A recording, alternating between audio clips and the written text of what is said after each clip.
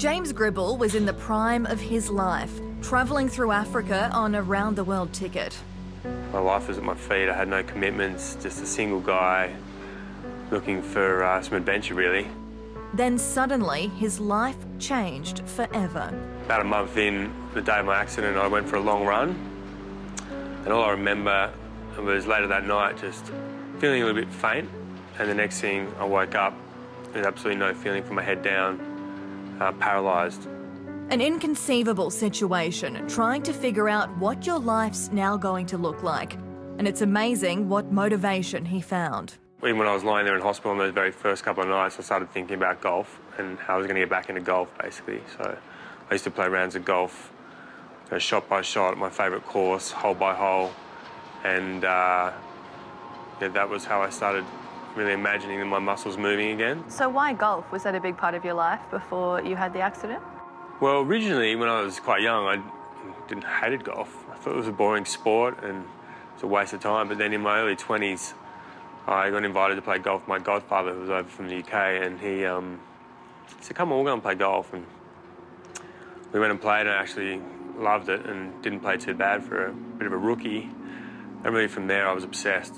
Even with his movement so restricted, he didn't give up the dream of playing golf again.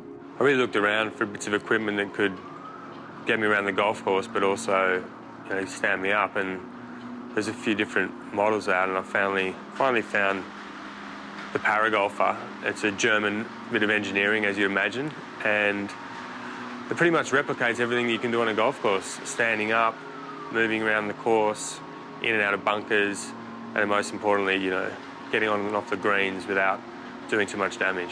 But the best part for anyone in a situation like James is something most of us take for granted every single day. The feeling of getting upright and swinging a golf club is probably one of the most amazing feelings I've had to date. I always wanted to get back to it, but after almost 5 years of rehab, just being able to stand up and swing again was just awesome. As you can imagine, this feat is not without its challenges. Simply holding the club is one of them. I first started just literally by having my mother take an old sailing glove and strap on a bit of elastic with Velcro to really give me that grip.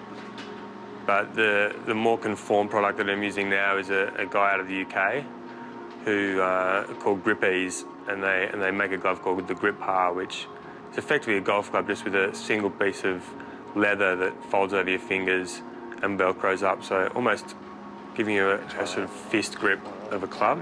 Batter up, baby, batter up. This is one of the biggest issues, getting a consistent grip to get a consistent swing. It's probably counterintuitive, but for me, because the range in my arm and the strength is not what it used to, I actually have to have the club a bit loose in the hand to generate more pace.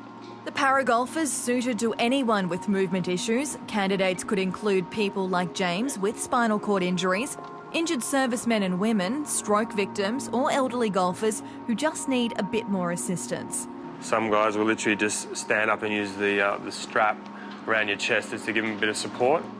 It's the versatility of the machine that makes it hard to understand why it's not widely embraced by golf clubs around the country. No other sport has a handicap system which allows people of all abilities, every gender and age to play off a level playing field on any course around the world. So that's the unique part about golf, and why I really struggle to understand why it hasn't been more loved by disabled people in the past. While Park Golf Club's an exception to this, they've gone above and beyond to source a Paragolfer and ensure James and others like him are able to use their facilities. They've made adjustments on their range with automated tees, as well as making changes around the course with a focus on staff education. Now it's about spreading the word through James's foundation, Empower Golf. What I'm trying to do to share the word or share the message is work with golf clubs themselves. Through Empower Golf, working with golf clubs to actually purchase the equipment and then work on the accessibility to the clubhouse and the course. Secondly, looking at running development days and tournaments so that people will have a way to participate as well as compete if they want to. And then really finally with Empower Golf, we're looking to work with the golf associations both nationally and globally to build the infrastructure of the game with the ultimate goal of getting the game in the Paralympics if we can. When you talk to James, you realise just how crucial a carrot like golf is important to someone's recovery and motivation. Being back on the course, not just being outdoors again and enjoying that like everybody else, but just the mateship and being able to play with all the guys that you know, friends, some of them you might have even lost a little bit because you're not out on the course every week, and being part of that community that is, you know, a golf club. Part of that close community for James is his caddy Lockie. Been mates for a long time, so we have an automatic chemistry, which I think any golfer will say is very important with your caddy.